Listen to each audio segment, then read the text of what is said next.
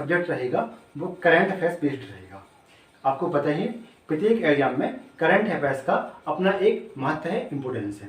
आपको पता है मध्य प्रदेश लोक सेवा आयोग के द्वारा जो प्रारंभिक परीक्षा राज्य सेवा के लिए आयोजित की जाती है उसमें करंट अफेयर्स का एक पूरी यूनिट दी गई है और उस यूनिट में कम से कम 10 से लेकर 12 क्वेश्चन आते हैं।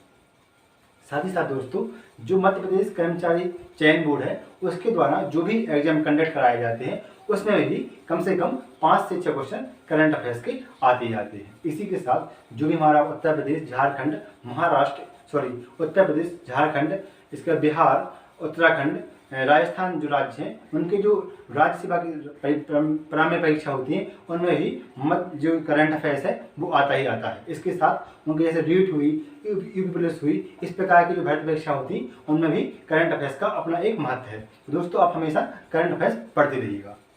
अब आज हम स्टार्ट करते हैं आज के प्रमुख समसामयिक मुद्दे। तो दोस्तों जो पहला मुद्दा है वह है हमारी मनरेगा यानी महात्मा गांधी राष्ट्रीय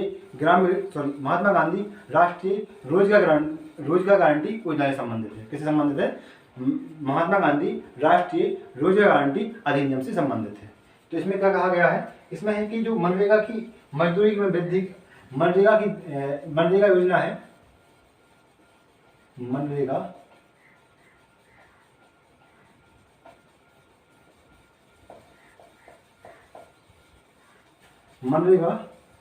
जो योजना है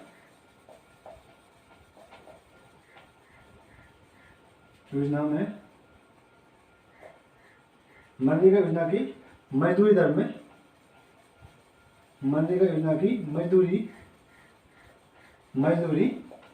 में दर में क्या होगी? वृद्धि होगी, वृद्धि कर दी गई है, ठीक है। क्या है? मनरेगा जो योजना है उसकी दर में वृद्धि कर दी गई है, ठीक है, इसकी मजदूरी की दर में। जी हमारा आज का मेन पॉइंट रहेगा। अब हम जानते हैं क्या हुआ। तो दोस्तों आपको पता है कि जो कल न्यूज आई थी उसमें बताया गया था कि जो मनरेगा की मजदूरी दर है यानी कि कुछ इसमें अलग अलग राज्यों में अलग अलग होती है। जैसे अगर हम मध्य प्रदेश की बात करें तो यह जो 2023-24 की थी वह 237 रुपये थी, जिसे बढ़ाकर वर्तमान में 243 रुपये कर दिया गया है। कितना कर दिया है? पहले कितनी थी? 237 रुपये थी, जिसे वर्तमान में बढ़ाकर 243 रुपये कर दिया गया है, ठीक है। तो इसी प्रकार से प्रत्येक राज्य में अलग अलग होती है, ठीक है। इसके आधार क्या है हम यह भी जानेंगे। यह किसके आधार पर जारी की जाती है, यह कौन सा सूचकांक होता है, किस आधार पर जारी की जाती है और इसके अन्य फैक्ट भी जानते हैं। तो दोस्तों जो मनरेगा योजना है इसे कौन से मंत्रालय के द्वारा जारी किया गया था? तो इसे इसका जो पहले है इसका फुल फॉर्म रेगा, ठीक है, मनरेगा। इसका जो पूरा नाम है, इसका नाम है महात्मा गांधी राष्ट्रीय रोजगार गारंटी अधिनियम। क्या है? अधिनियम है। इसे कब लागू किया गया था? तो इसे लागू किया गया था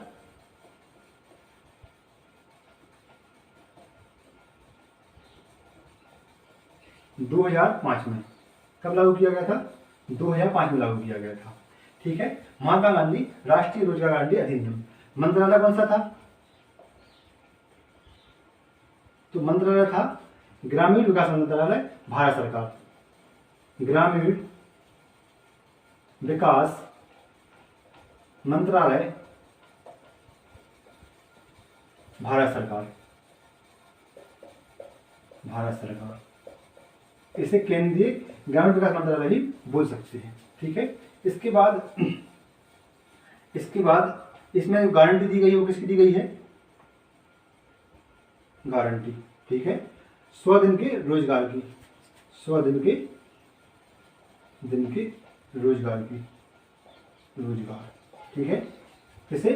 अनस्किल्ड लेबर को, ठीक है, या अनस्किल्ड लेबर को दी गई है, ठीक है। अब जो नया है इसमें वो क्या है? इसकी धारा है 6A। कौन सी है? 6A। इसमें बताया गया है कि प्रत्येक वर्ष जो मनरेगा योजना के मजदूर हैं उनकी मजदूरी की क्या होगी, समीक्षा होगी। प्रत्येक वर्ष मजदूरी की समीक्षा होगी, समीक्षा, ठीक है, क्या होगी, समीक्षा होगी। अब समीक्षा का आधार क्या रहेगा ये भी जानते हैं दोस्तों। ये जो समीक्षा होती है वो एक वर्ष के लिए की जाती है। जैसे अगर हम बात करें 2000 जो मार्च 2024 में समीक्षा हुई है, यह लागू कब से होगी, जी होगी 1 अप्रैल 2024 से 31 मार्च 2025 तक के लिए।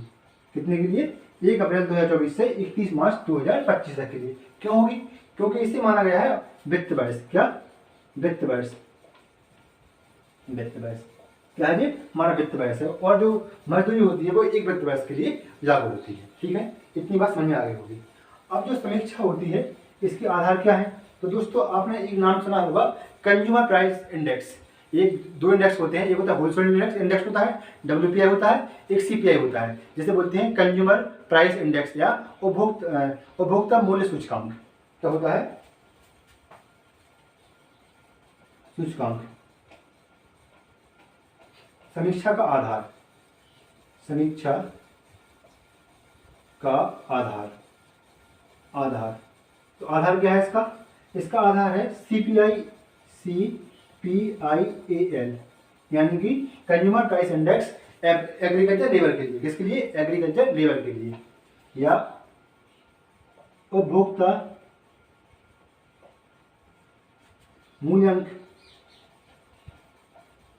मूल्य सूचकांक। उपभोक्ता मूल्य सूचकांक किसके लिए, कृषि लेबर के लिए, कृषि श्रम। ठीक, किसके लिए, कृषि श्रमिक के लिए। उपभोक्ता मूल्य सूचकांक किसके लिए, कृषि श्रमिक के लिए। ये होगी समीक्षा का आधार। अब जो CPI इंडेक्स है इसे जारी कौन करता, तो इसे जारी करता है, कौन जारी करता, इसे जारी करता है श्रम ब्यूरो। कौन जारी करता है, श्रम ब्यूरो या लेबर ब्यूरो। ठीक है, अब जो लेबर ब्यूरो है वो किसके अंदर में काम करता है, तो यह करता है श्रम एवं रोजगार मंत्रालय के अंदर में। श्रम एवं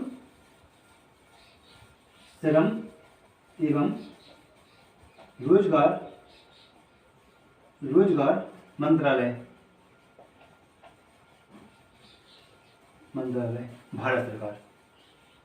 भारत सरकार। ठीक है, जी हो गई। श्रम ब्यूरो के, जो श्रम ब्यूरो है वो काम करता है किसके अंदर में, श्रम एवं रोजगार मंत्रालय के अंतर्गत।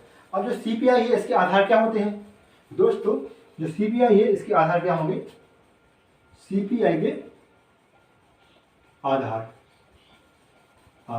इसके 4 आधार होंगे। कितने होंगे, 4 आधार होंगे। कौन कौन सी, एक होगा खाद्यान्न, दूसरा होगा पान मसाला। और सोचो से कितना इंपोर्टेंस दिया गया है। पान मसाला स्वास्थ्य के लिए पान मसाला खाना स्वास्थ्य के लिए हानिकारक है। और ये पान मसाला CPI इंडेक्स के में सेकंड स्थान पे आ रहा है। मतलब ग्रामीण क्षेत्र में कितना गुटखा तंबाकू खाया जा रहा है, आप इस चीज से अनुमान लगा सकते हैं कि उसकी महंगाई का असर किसे पड़ता है, श्रमिकों की आय पड़ता है, और पड़ता ही निश्चित रूप से पड़ता है। अब ग्रामीण क्षेत्र में जाके इसे अनुभव भी कर सकते हैं। ठीक है, पान मसाला। तीसरा जो पॉइंट है वो है क्या है, कपड़ा एवं बिस्तर। ठीक है, चौथा जो पॉइंट है वो है हमारे विविध का अर्थ होता है कि अन्य चीजें, मतलब जो चीजें छूट गई हैं वो भी इसमें काउंट हो जाएंगी। क्या क्या इसके आधार है, खाद्यान्न, पान मसाला, कपड़ा एवं बिस्तर और विविध। ठीक है, इतने चीज के आधार दिए गए हैं। अब बात समझ में आपकी आ गई होगी कि इसके आधार कितने हैं, 4 हैं। अब जो अभी जारी किया गया है, जो डेटा आया है, अब हम उसको देख लेते हैं सबसे पहले। ठीक है, अब क्या डेटा आया है, डेटा आया है कि जो मजदूरी है वो, और जो मजदूरी है रोजगार मनरेगा मजदूरी है उसमें अधिकतम 10% की वृद्धि हुई है। किसमें, रोजगार मनरेगा मजदूरी में मनरेगा मजदूरी में वृद्धि अब कितनी हुई है इसके देखते हैं। इसे 3 आधार हैं। एक है औसतन, औसतन जो वृद्धि हुई है वो हुई है 7.7%। ठीक है। अगर हम बात करें अधिकतम की बात करें, अधिकतम तो यह हुई है कितनी 10%। और अगर हम बात करें मिनिमम की या न्यूनतम की तो यह रही है 3%। मतलब ये क्या है, अलग अलग राज्य के लिए अलग अलग होती है। कोई राज्य अपने जो मनरेगा मजदूर हैं उन्हें कुछ ज़्यादा इनकम देगा, कोई राज्य कम देगा। यह डिपेंड करता है किस पर, इस पर सीपीआई के आधार पर। ठीक है, किस राज्य का सीपीआई कितना है उसके आधार पर इसकी मजदूरी डिसाइड होती है। ठीक है, तो ये हुई मजदूरी की अधिकतम वृद्धि। अब कौन से राज्य में कितनी मजदूरी हुई इसे हम समीक्षा कर सकते हैं, देख सकते हैं। तो राज्य के आधार पर, राज्य के आधार पर वृद्धि कितनी कितनी नहीं, सबसे अधिक इसमें नहीं, सबसे अधिक तो ये रही है हरियाणा के लिए। हरियाणा, जो हरियाणा राज्य है वो काफी समृद्ध राज्य है और वहाँ के जो मजदूर हैं उन्हें जो मजदूरी दी जाती है वह दी जाती है कितनी 374 रुपये। कितनी दी जाती है 374 रुपये दिए जाते हैं मनरेगा के अंतर्गत। जो भी व्यक्ति काम करता है उसे 374 रुपये दिए जाएंगे। कब से 2000 जे आंकड़े आए हैं 2024-25 के लिए। ठीक है, इसके लिए आए हैं। इसके बाद न्यूनतम किसे दी जाएगी, न्यूनतम मजदूरी किस राज्य में होगी, तो यह होगी अरुणाचल प्रदेश। दोस्तों, जो अरुणाचल प्रदेश राज्य है वह हमारा नॉर्थ ईस्ट का राज्य है। आपको पता है कि जो नॉर्थ ईस्ट का राज्य है वो काफी क्या है, गरीब है। तो उस राज्य में मजदूरी भी क्या होगी, कम होगी। तो यहाँ कितनी मजदूरी है, यहाँ पर है लगभग है 240 रुपये, 234 रुपये। कितने हैं, 234 रुपये। ठीक है।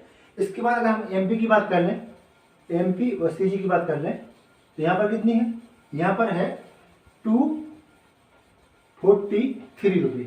कितनी 243 रुपये दिए जाएंगे। कितने दिए जाएंगे, 243 रुपये दिए जाएंगे। आप इसका स्क्रीनशॉट ले सकते हैं। अगर आपके समझ में आ गया तो अच्छी बात है, अगर नहीं आया है तो महत्वपूर्ण जानकारी आप इसका स्क्रीनशॉट ले सकते हैं। फिर से बार इसका रिवीजन कर देते हैं। जो मनरेगा योजना है उसमें मजदूरी दर डिसाइड की गई है किसके लिए, जो हमारा वित्त वर्ष आ रहा है 2024-2025 का, मतलब 1 अप्रैल 2024 से 31 मार्च 2025 तक के लिए इसे एक वित्त वर्ष कहा जाता है। इसी के लिए मजदूरी दर डिसाइड की गई है। अब जो मनरेगा है इसका पूरा नाम क्या होता है, महात्मा गांधी राष्ट्रीय रोजगार गारंटी अधिनियम। इसे कब लागू किया गया था, तो 2005 में लागू किया गया था। मंत्रालय कौन सा था, ग्रामीण विकास मंत्रालय भारत सरकार। कौन था, ग्रामीण विकास मंत्रालय भारत सरकार था। गारंटी क्या दी गई थी कि जो अनस्किल्ड लेबर है या जो अनस्किल्ड लेबर है उसे 100 दिन के रोजगार दिया जाएगा। कितना, 100 दिन का रोजगार दिया जाएगा। अब जो धारा 6A है, मतलब जो हमारा मध्य प्रदेश महात्मा गांधी राष्ट्रीय रोजगार गारंटी अधिनियम है उसकी धारा 6 है, उसका जो सब क्लॉज है 1, उसमें लिखा हुआ है कि जो मजदूरी होगी, जो मनरेगा के अंदर के मजदूर काम कर रहे हैं उनकी मजदूरी की प्रत्येक वर्ष समीक्षा की जाएगी। क्या की जाएगी, समीक्षा की जाएगी। अब समीक्षा का आधार क्या होगा, तो उसका आधार होगा CPI-AL इंडेक्स, मतलब कंज्यूमर प्राइस AL यानी कि एग्रीकल्चर इंडेक्स, या उपभोक्ता मूल्य सूचकांक कृषि श्रमिकों के लिए। इसके लिए उपभोक्ता मूल्य सूचकांक कृषि श्रमिकों के लिए। ये किसके द्वारा जारी किया जाता है, ये श्रम ब्यूरो के द्वारा जारी किया जाता है। किसके द्वारा, श्रम ब्यूरो के द्वारा जारी किया जाता है। अब श्रम ब्यूरो है वो किसके अंतर्गत काम करता है, तो दोस्तों वह काम करता है श्रम एवं रोजगार मंत्रालय के अंतर्गत। इसके लिए श्रम एवं रोजगार मंत्रालय के अंतर्गत काम करता है। अब इसके जो आधार है सीपीआई के वो क्या क्या होंगे, खाद्यान्न, पान मसाला, कपड़ा एवं बिस्तर, विविध। क्या होंगे, खाद्यान्न, पान मसाला, कपड़ा एवं विविध, यह इसके आधार होंगे। अब जो आता है कि मनरेगा योजना है, मजदूरी में कितनी % वृद्धि हुई। अगर हम प्रतिशत की बात करें, क्या बात करें, प्रतिशत की बात करें, तो जो औसतन वृद्धि हुई है वो 7.7% हुई है। कितनी, 7.7% हुई है। अगर हम अधिकतम की बात करें तो दोस्तों 10% किसी राज्य ने अपने जो उनका जो मजदूरी दे रहे थे उसमें 10% की वृद्धि की है। ठीक है, तो जो कुछ राज्य हैं उनने न्यूनतम वृद्धि दर रही है वो 3% की रही है। इसके बाद हम ये देखेंगे कि किस राज्य ने कितने रुपए बढ़ाए हैं। तो दोस्तों जो सर्वाधिक मजदूरी है वह दी जाती है हरियाणा में। कितनी दी जाती है? 374 रुपये, मतलब 374 रुपये दी जाती है। सबसे कम दी जाती है वह अरुणाचल प्रदेश और नागालैंड में दी जाती है, वो कितनी है? 234 रुपये, कितना? 234 रुपये दी जाती है। इसके बाद जो मध्य प्रदेश एवं छत्तीसगढ़ राज्य है इसमें 243 मतलब 243 रुपये दी जाती है। इस प्रकार जो पूरा मध्य जो टॉपिक था वह कंप्लीट होता है। आप इसका स्क्रीनशॉट ले सकते हैं अगर लेना है। अब आगे बढ़ते हैं। जो आगे का हमारा समसामयिक मुद्दा रहेगा वह रहेगा फिक्की से संबंधित। किससे संबंधित? फिक्की से संबंधित।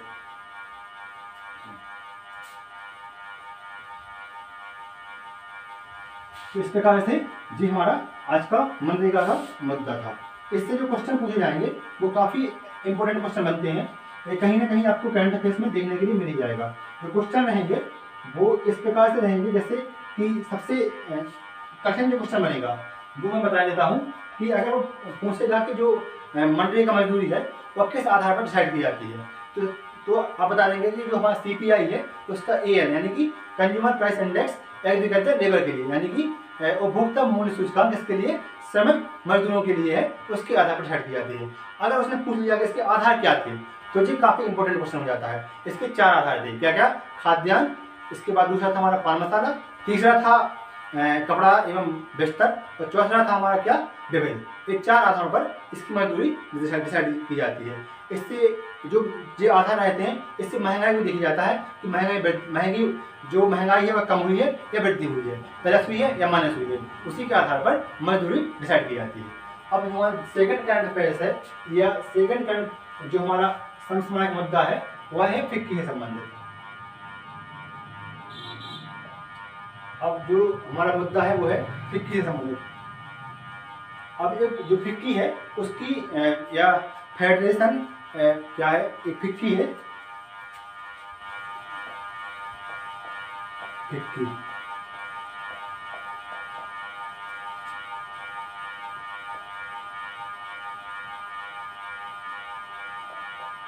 FICCI, ठीक है।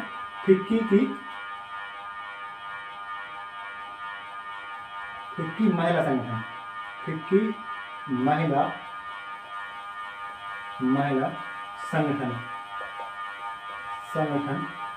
संगठन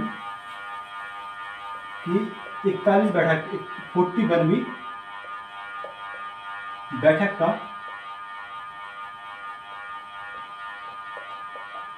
का आयोजन किया गया। तो दोस्तों जो फिक्की है federation Indian chamber of commerce and industry, उसकी 41वीं बैठक का आयोजन किया गया। तो जो इसकी कौन सी? महिला संगठन की। इसे आप याद कर लेना, जो पॉइंट है मेन इंपोर्टेंट, जी महिला संगठन, ठीक है। तो इसकी बैठक कहाँ आयोजित की गई? स्थान था नई दिल्ली, ठीक है, नई दिल्ली में आयोजित की गई। इसके बाद इसका चीफ गेस्ट कौन थे? जो चीफ गेस्ट थे वह थे हमारे ITC मिनिस्टर, ITC यानी कि सूचना प्रसारण मंत्री डॉक्टर अनुराग ठाकुर। कौन थे? डॉक्टर अनुराग ठाकुर। कहाँ के हैं? ठाकुर कहाँ के हैं ये? ठाकुर साहब जे हैं कहाँ के? हिमाचल प्रदेश के हैं, ठीक है। केंद्र में क्या मंत्री है? ITC मिनिस्टर है, सूचना प्रसारण मंत्री है, ठीक है। इसके बाद जो इसका उद्देश्य क्या था, जो बैठक आयोजित की गई, कुछ ना कुछ इसका उद्देश्य भी रहा होगा। तो इसका जो उद्देश्य था वो था महिला सशक्तिकरण या वुमेन एम्पावरमेंट, महिला सशक्तिकरण। इसके संबंध में जो हमारी इकोनॉमी ग्रोथ कर रही है या जो अर्थव्यवस्था ग्रोथ कर रही है, हम कुछ वर्षों में थर्ड लार्जेस्ट इकोनॉमी होगी दुनिया की, उसी के संबंध में इनकी महिलाओं का क्या योगदान रहेगा, ठीक है। अर्थव्यवस्था वृद्धि के संबंध में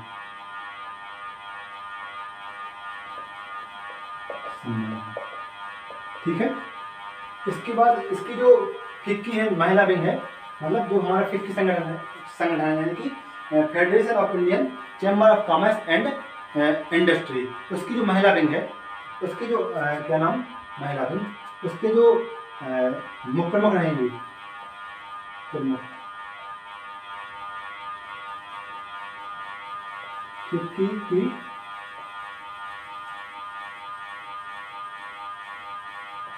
महिला संगठन की प्रमुख कौन रही? ये थी सुश्री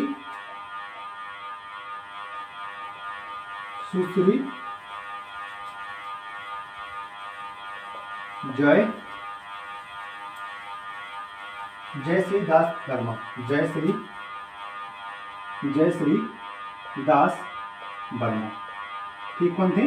जयश्री दास वर्मा। जी थी इंफॉर्मेशन कि जो फिक्की है उसकी महिला विंग है, और महिला विंग की 41 मतलब 40 बनी बैठक का आयोजन किया गया।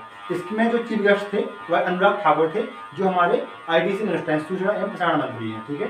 इसके बाद जो उद्देश्य है इसका वह था कि महिला सशक्तिकरण के क्षेत्र में जो हमारी अर्थव्यवस्था है या इकोनॉमी है, जो थर्ड लार्जेस्ट इकोनॉमी होगी कुछ वर्षों बाद, उसके क्षेत्र में। इसके बाद जो इसकी संगठन की प्रमुख थी महिला प्रमुख, उनका क्या नाम था? सुश्री जयश्री दास वर्मा। एक क्वेश्चन पूछा जा सकता है कि जो फिक्की की महिला शाखा है उसकी प्रमुख कौन है? तो जयश्री दास वर्मा है। अब हम जानते हैं कुछ अन्य जानकारी।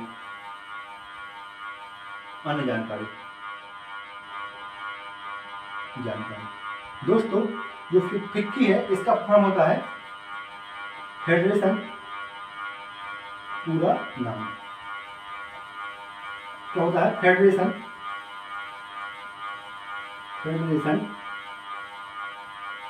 Indian federation of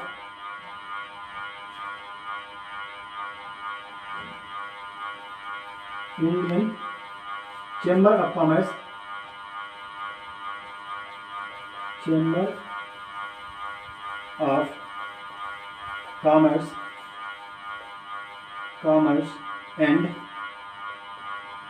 and industry.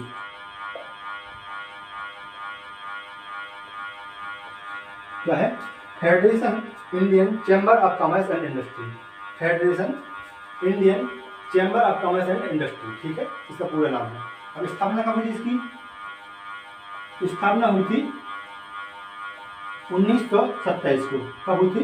1927 को। ये आज़ादी के पहले ही संगठन स्थापित हो गया था, ठीक है। इसके बाद इसकी स्थापना किसने की थी? स्थापना करता कौन है? जो स्थापना करता है दोस्तों हमारे GD बिड़ला। कौन है? GD बिड़ला। और GD बिड़ला कौन है? घनश्याम दास बिड़ला। कौन है? घनश्याम दास बिड़ला, ठीक है। कौन है? घनश्याम दास बिड़ला। अब जो आपने इनको देखा होगा गांधी जी के साथ, ठीक है, जो वही है जो गांधी जी के जो आंदोलन थे उनके हमेशा साथ में रहते थे, वही है घनश्याम दास बिड़ला। और जो हम बिड़ला कंपनी देखते हैं उसके जो फाउंडर भी है, ठीक है, इन्हीं के परिवार की वो कंपनी है। तो जो इसकी पूरी जानकारी अब देखेंगे। इसके वर्तमान में प्रमुख कौन है? वर्तमान में प्रमुख ये कौन है? ये है, इनका नाम है शुभ्रकांत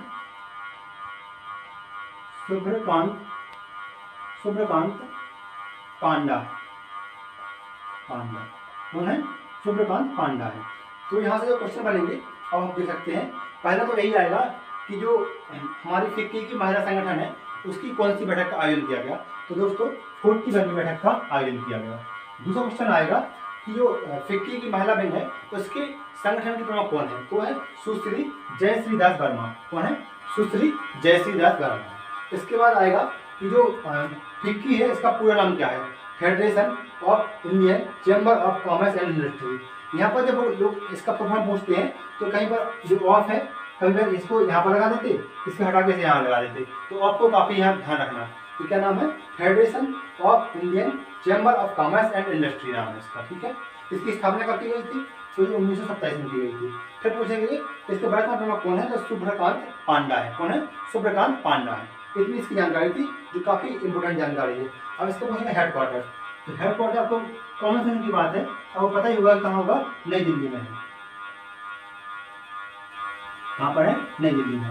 अब आप इसका स्क्रीनशॉट ले सकते हैं, काफ़ी अच्छी इन्फॉर्मेशन आपको दी है और यह आपके हर एक एग्जाम के लिए इम्पोर्टेंट भी है। ठीक है, तो आप इसकी इनको स्क्रीनशॉट ले सकते हैं।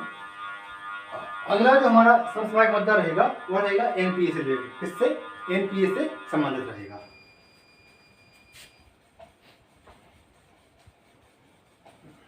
ठीक है, क्या रहेगा? एनपीए से नॉन परफॉर्मिंग एसेट। क्या रहेगा? Non performing assets.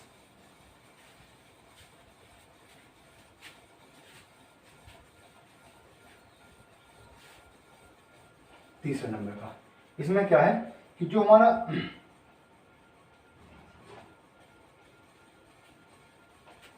जो एक रेटिंग एजेंसी है उसका नाम है क्या? Care rating. क्या नाम है? केयर रेटिंग करके है। Care rating.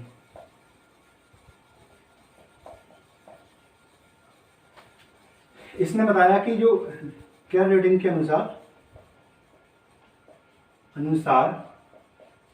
जो एनपीए है, एनपीए घट रहा है। ठीक है, किसने बताया? जो केयर रेटिंग एजेंसी है उसने बताया कि जो हमारा एनपी है वह घट रहा है। ठीक है, अब हम देखते हैं एनपीए के बारे में। दोस्तों, जो केयर रेटिंग एजेंसी है यह इंडिया की एजेंसी है। किसकी है? भारत की रेटिंग एजेंसी है। Rating agency. अब चूंकि ये भारत की रेटिंग एजेंसी है इसलिए इसे ज़्यादा इंपोर्टेंस नहीं दिया जाता। अगर कोई जो अमेरिका की एजेंसी वगैरह है वह बोलती कि हाँ घट रहा है तो इसका ज़्यादा इंपोर्टेंस रहता। लेकिन इसी के साथ इसके पहले एक रिपोर्ट आई थी, जनवरी में रिपोर्ट आई थी आरबीआई के द्वारा। RBI, reserve bank of India, उसने बताया था कि जो हमारा एनपी है, नॉन परफॉर्मिंग एसेट्स है, वह क्या हो रहा है? कम हो रहा है। ठीक है, भारत की एक रेटिंग एजेंसी है। अब एनपीए क्या होता है? एनपीए का फुल फॉर्म होता है एनपीए गैर निष्पादित संपत्ति। गैर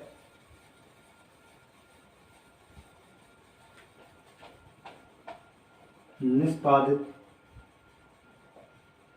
संपत्ति। क्या? गैर निष्पादित संपत्ति। ठीक है, क्या होता है? गैर निष्पादित संपत्ति या नॉन परफॉर्मिंग एसेट्स। ठीक है, अब ये क्या होता है? एनपीए। एनपीए होता है अगर हमने बैंक से क्या किया है? ऋण लिया है। अगर किसी ग्राहक ने बैंक से ऋण लिया है और वह ग्राहक उसे 90 दिन में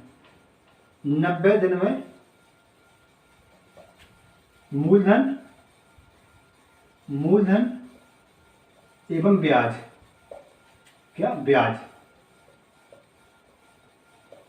वापस नहीं कर रहा है, वापस नहीं। अगर हमने किसी बैंक से ऋण लिया है और किसी ग्राहक बैंक से ऋण लिया है, वह ऋण उस ग्राहक के द्वारा मूलधन एवं ब्याज 90 दिन में वापस नहीं किया जाएगा तो वह माना जाएगा कि वह क्या है? नॉन परफॉर्मिंग एसेट या क्या है? गैर निष्पादित संपत्ति है।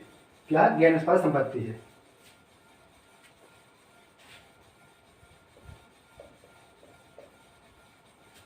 ग्राहक तो उसे एनपीए घोषित किया जाता है।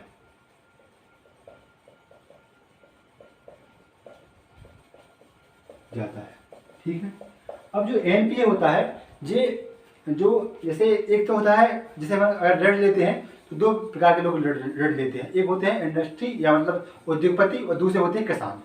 एक कौन होंगे? उद्योगपति होंगे। उद्योगपति उद्योग के लिए ऋण लेंगे या किसान कृषि के लिए लेंगे? कृषि। तो अब जो उद्योगपति के लिए जो मापदंड होंगे, पैरामीटर होंगे, वो अलग होंगे, और जो किसान है उसके लिए पैरामीटर अलग होंगे। तो जो उद्योगपतियों के लिए पैरामीटर है वह 90 दिन का पैरामीटर है लोगों के लिए। किसका है? 90 दिनों का पैरामीटर है। और जो किसान है, जो कृषि के लिए ऋण देते हैं, उनके लिए है, अगर किसान ने ऋण लिया है और उसकी 2 फसल आ चुकी हैं, या 2 फसलों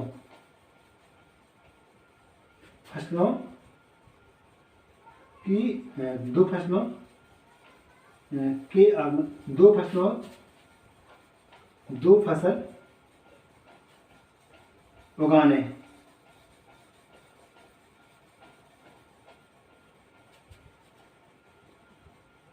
दो मौसम की फसलों की, हाँ, दो मौसम की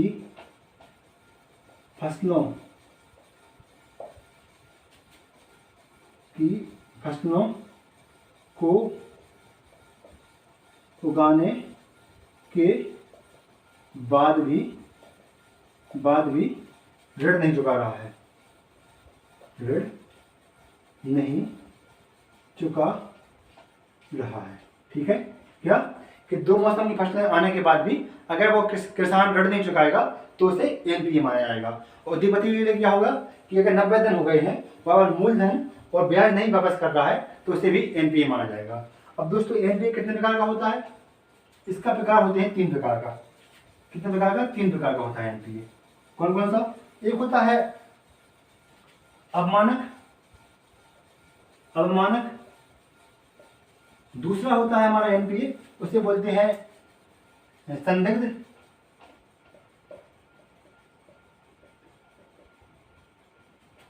संदिग्ध, और तीसरा होता है उसे बोलते हैं हानि भली। क्या बोलते हैं? हानि भली। ठीक है? अब ये क्या होता है? जो अवमानक होता है, अगर 12 माह से कम हुए हैं, 12 माह से कम, अगर 12 माह से कम समय हुआ है और वो व्यक्ति मूलधन और ब्याज नहीं चुका पा रहा है तो वह अवमानक में आएगा। मतलब इसकी आशा रहती है कि हाँ, वह व्यक्ति चुकाएगा। ठीक है? अगर 12 माह पूरे हो गए हैं, 12 माह से अधिक टाइम हो गया है,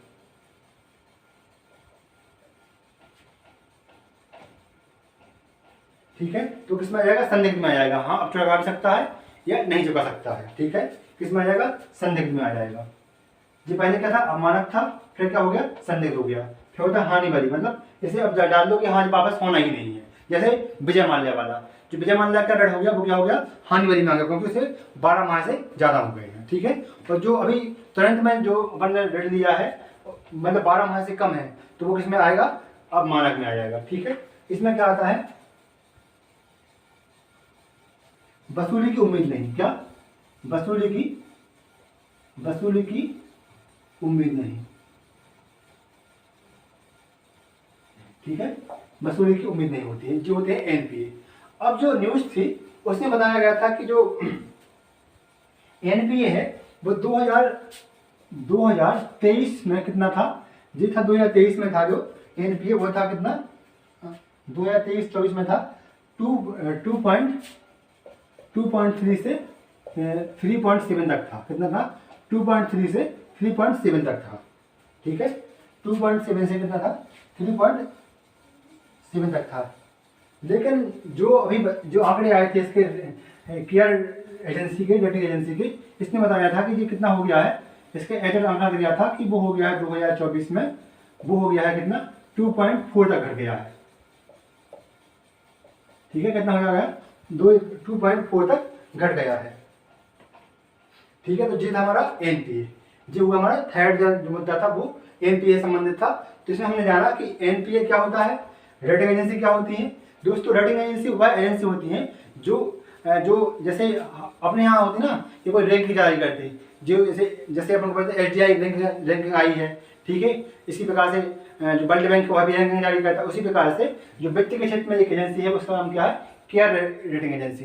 जो इंडिया की है इसलिए इसको ज़्यादा इंपोर्टेंस नहीं दिया जाता। ठीक है? अब फिर आते हैं हमारे एनपीए के ऊपर। एनपीए क्या होता है? तो सबसे पहले इसका हमें पड़ेगा कि फुल फॉर्म क्या है। तो वो होता है गैर निष्पादित संपत्ति। क्या है? गैर निष्पादित संपत्ति। अब कैसे होगी? अगर ये दो प्रकार से होती है, एक उद्योगपति के लिए, एक कृषि के लिए। उद्योगपति के लिए होगी कितने?